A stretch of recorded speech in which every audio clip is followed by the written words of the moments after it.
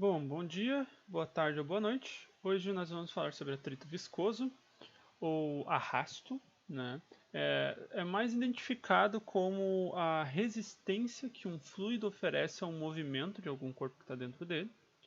Basicamente, nessa nossa nova aula, nós vamos falar sobre se é seguro pular de um avião com paraquedas, né? E para isso, nós vamos fazer uma revisão sobre movimento. O que nós vimos foi que um corpo em repouso, ele tende a permanecer em repouso, manter o seu estado de movimento constante, a não ser que nós aplicamos uma força. Se nós aplicamos uma força nele, ele vai então iniciar um certo movimento. Se nós pararmos de aplicar a força nele, ele vai manter o seu estado de movimento, vai manter o seu momento, a sua velocidade constante, até que haja a aplicação de uma força contrária a esse movimento que vai finalmente desacelerar ele ou enfim, né? Portanto, um corpo, após nós aplicarmos uma certa força, ele tende a manter esse estado de movimento nele. Ou então, enquanto nós estamos aplicando uma certa força nele, antigamente nós estávamos trabalhando com exemplos em que não há nenhuma força resistiva a esse movimento.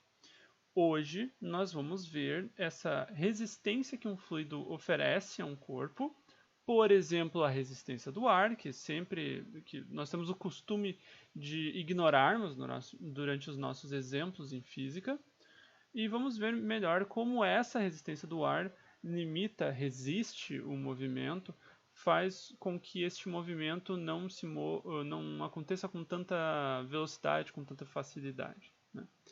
Portanto, a resistência do ar ela acontece seguindo alguns parâmetros. O primeiro é que ela é oposta ao movimento, portanto, se nós tivermos o vetor velocidade de um certo corpo, né, a direção em que esse corpo está se movendo, a resistência do ar vai ter a mesma direção, porém sentido contrário.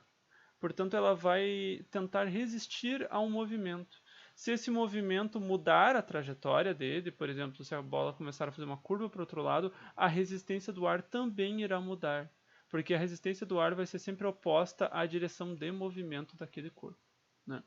A resistência do ar ela depende da área lateral do objeto, e aqui a área lateral subentende-se como se fosse a área perpendicular a essa trajetória. Portanto, a trajetória e a resistência do ar elas têm a mesma direção. A área ela fecharia um ângulo de 90 graus com relação a essas duas direções, né? O vetor resistência do ar, o vetor velocidade, seria uma área transversal, digamos assim, 90 graus com as duas. Portanto, objetos, corpos que têm a mesma velocidade, mas que têm áreas diferentes, vão sofrer diferentes resistências do ar. Porém, o mesmo corpo, tá? Vamos imaginar que nós pegamos dois corpos iguais e nós jogamos os dois com a mesma velocidade, com a mesma corpos iguais com a mesma área. Vamos supor que nós jogamos os dois com a mesma velocidade. Os dois sofrerão a mesma resistência do ar, a mesma intensidade da resistência do ar. Porém, se um deles, pela razão que for acelerado, por exemplo, se nós jogarmos uma bola contra um rebatedor, né, com um taco, e esse devolver a bola ainda mais rápida do que ela estava indo antes, logo após essa bola começar a se mover mais rapidamente, a resistência do ar sobre ela aumentará. Portanto, um corpo, quando ele sofre uma resistência do ar que é proporcional a essa velocidade, tá? Nós estamos falando aqui apenas de resistência do ar, mas atrito viscoso serve para diferentes fluidos. Por exemplo, um outro fluido além do ar é a própria água. Nós sofremos resistência quando tentamos se mover dentro da água, né? Nadar, por exemplo. E essa resistência, nós percebemos a resistência ao movimento, que ela é muito maior do que a resistência do ar. Todo mundo que já tentou correr dentro da água com a água na altura da cintura, por exemplo, já percebeu o quão mais difícil é correr dentro da água do que do lado de fora, né? A resistência do ar é muito menor do que a da água. E nós vamos ver como acontece essa dependência da resistência do ar em relação ao meio que esse corpo está se movendo, bem como a dependência dessa resistência do ar à velocidade do corpo. Logo agora. Daqui a pouco, quer dizer. O atrito viscoso ou arrasto, então, ele é aplicado a um corpo que está se movendo.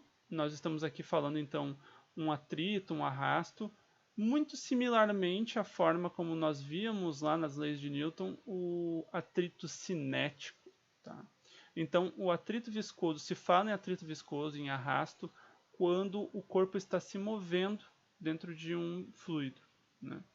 Este atrito é aplicado no sentido contrário ao movimento, como a gente já viu, assim como corpos com maior área, eles sofrem uma maior resistência deste fluido, e o atrito que se opõe a esse movimento, ele aumenta de intensidade de acordo com a velocidade do corpo, e isso vai ter clara conexão com a nossa problematização inicial, com a nossa questão inicial que eu vim no início falando sobre se é seguro ou não nós pularmos de avião com paraquedas, no caso, né?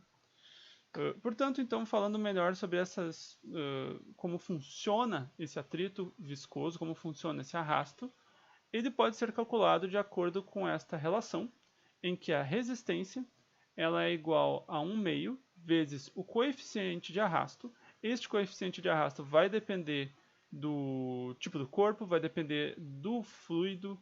Ele é um coeficiente que varia bastante de um corpo para outro, varia bastante de acordo com o fluido que tu está avaliando e assim por diante. Além do coeficiente de arrasto, que poderia ser calculado através de várias experimentações com o mesmo corpo e um mesmo fluido, né? Esse coeficiente de arrasto pode ser determinado dessa forma. Nós também vamos ter uma dependência da resistência de acordo com a densidade do fluido. Então, fluidos mais densos oferecem maior resistência, assim como a área perpendicular ao vetor velocidade.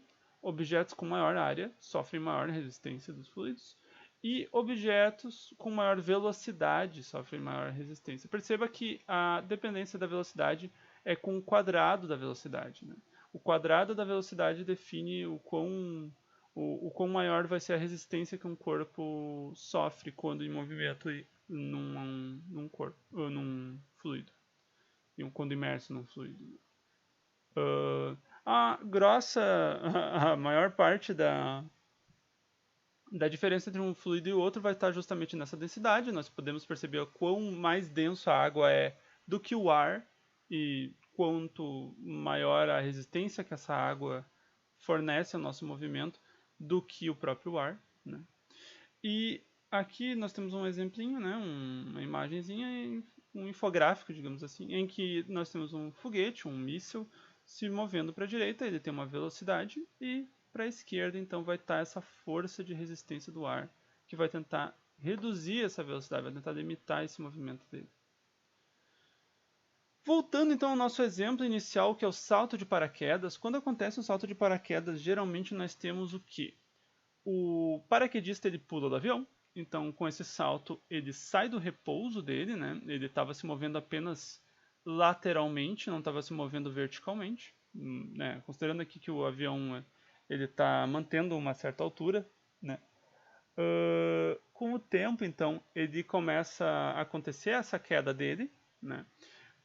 Num primeiro momento, a velocidade vertical dele, a velocidade de queda dele, ela vale zero, né? Ele está saindo do repouso, mas conforme ele vai caindo, a força-peso dele vai puxando ele para baixo e, portanto, ele vai acelerando. Né?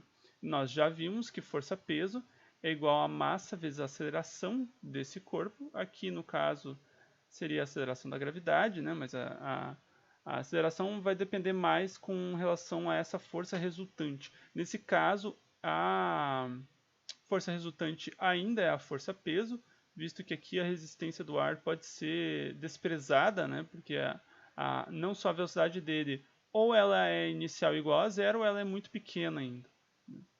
Depois de um certo tempo, caindo, a força de resistência do ar ela começa a competir com a força-peso.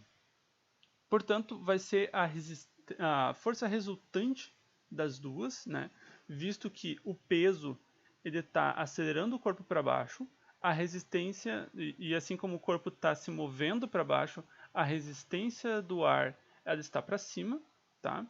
Portanto, essa resistência ela tenta limitar o movimento de uma forma em que a aceleração, digamos assim, vertical para baixo, a aceleração de queda desse paraquedista, ela pode ser considerada, ela pode ser calculada considerando que força resultante é igual a massa vezes a aceleração, só que essa força resultante é justamente essa força-peso do corpo, que é constante, menos a resistência do ar, que é variável, né? Ela vai aumentando conforme a velocidade do próprio paraquedista.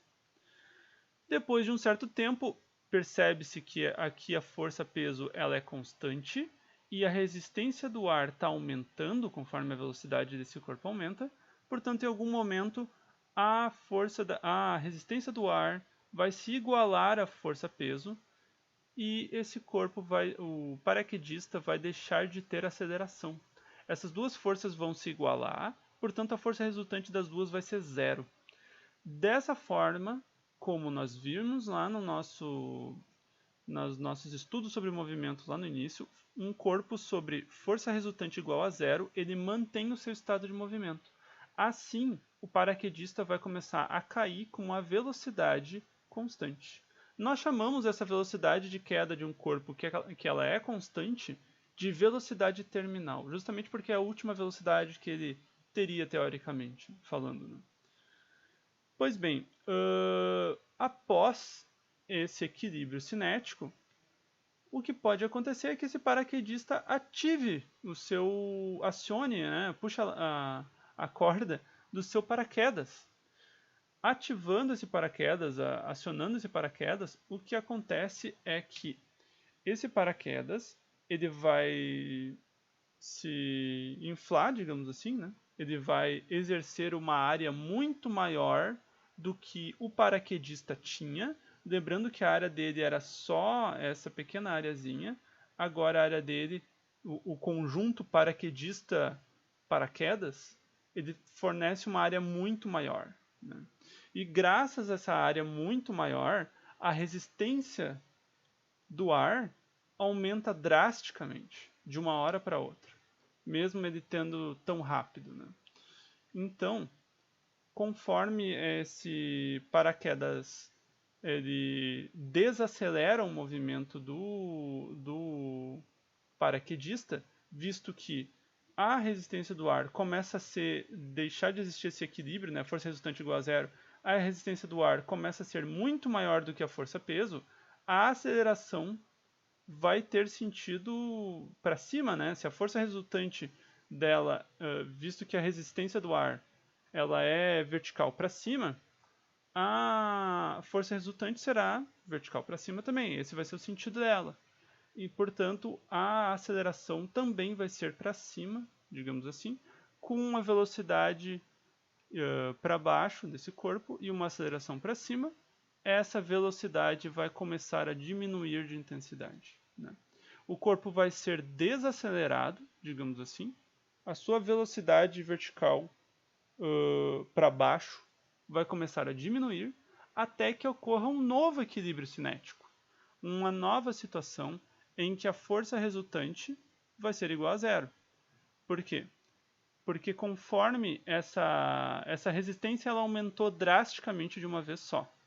Mas, conforme essa resistência do ar vai desacelerando o paraquedista, a velocidade dele justamente vai diminuindo.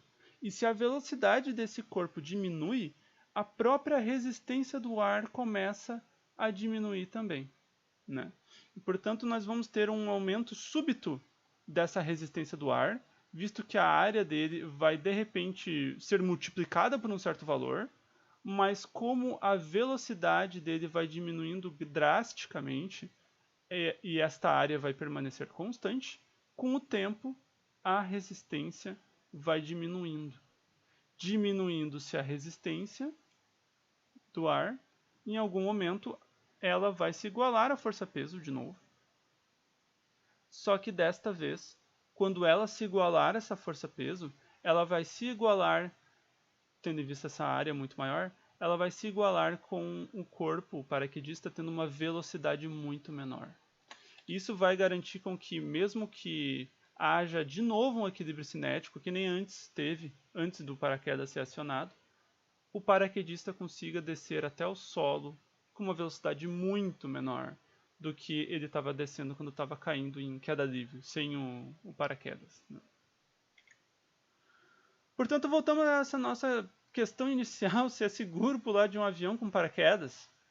Em primeiro lugar, eu tenho que trazer as velocidades terminais. Aproximadamente a velocidade terminal de um corpo humano ele é 200 km por hora e a velocidade terminal de um corpo de um paraquedista com paraquedas acionado é razoavelmente 20 km por hora. Tá? 20 km por hora, se alguém não fez as contas ainda, significa cair de 1,5 m. Sim, mais ou menos 1,5 m. Se você cair de 1,5 m, você vai estar com esta velocidade de 20 km por hora quando você tocar o chão.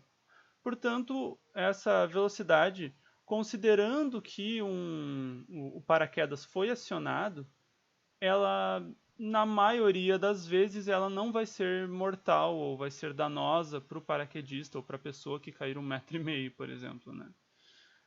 Um outro detalhe muito importante, eu trouxe alguns dados aqui e um deles é que acontece uma morte no Brasil, tá? Esses são dados antigos, mas só para ter noção dos valores.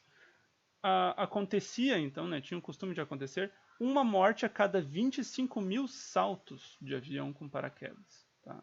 Então a chance é consideravelmente baixa de morrer pulando de paraquedas, só que, claro, tendo em vista que essa velocidade terminal é tão baixa, 20 km por hora, se não me engano, o Usain Bolt, o maior velocista que a gente já viu, ele corria o dobro disso. Tá? Se eu não me engano, era mais ou menos isso. Agora, tendo uma morte a cada 25 mil saltos, olha, eu não sei, mas se eu fosse chutar, eu chutaria que muito provavelmente a suma maioria dessas mortes que aconteceram a cada 25 mil saltos foi